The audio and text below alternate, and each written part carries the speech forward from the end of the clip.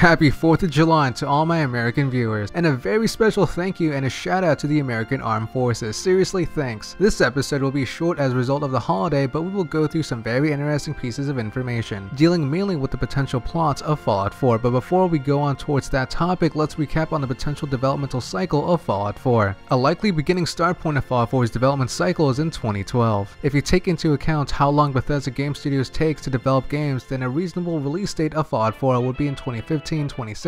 That being said, let's discuss the so-called leaks that the highly anticipated title has had. In the August of 2012, a Reddit user claims that Bethesda was scouting locations in Boston. Fans have taken these sightings as proof that Bethesda is in development of Fallout 4. In addition, some have went ahead to solidify the claim with pointing out the lore of the Commonwealth and the Institute mentioned in Fallout 3. Further solidifying the rumor was the leaked casting call documents for Fallout 4, which pretty much confirms the game's existence at that point. Moving on, Eric Todd DeLooms, the voice actor of Three Dog, released several tweets that hinted at a future Fallout related project that would have something to do with Three Dog. Whether or not that is actually the case is yet to be seen. Moving on to the casting documents, there are some story elements that we must discuss. The player character seems to be its own narrator, in addition with having a greater role in dialogue. From that perspective of the narration, it can be determined that the player has a great knowledge of the Great War, perhaps even witnessed it himself in the storyline. Other details to consider is that the player interacts with a person known as Preston Garvey, whom is a Commonwealth Minuteman. The player and Preston must then ward off surrounding raiders and make it out alive. So what does this essentially mean for Fallout 4 in terms of the plot? Well, for one thing, player immersion seems to be the premium within the plot. From the exposition, we can determine that in terms of the plot, the viewer must be conflicted with the thoughts of a prospering America in stark contrast with a post-apocalyptic one. These two different contrasts of America would probably go hand in hand with American history, dealing of course with the Revolutionary War and how it pertains to Boston as a whole.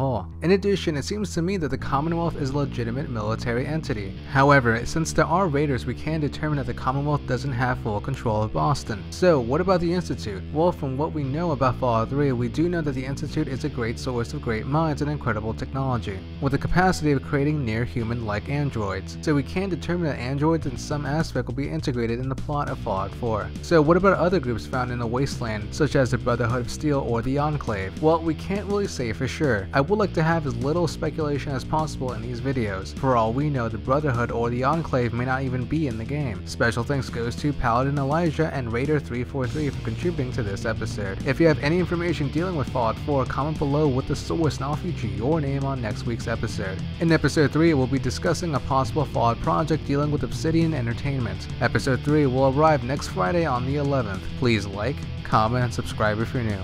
Till then, this is the video of the day.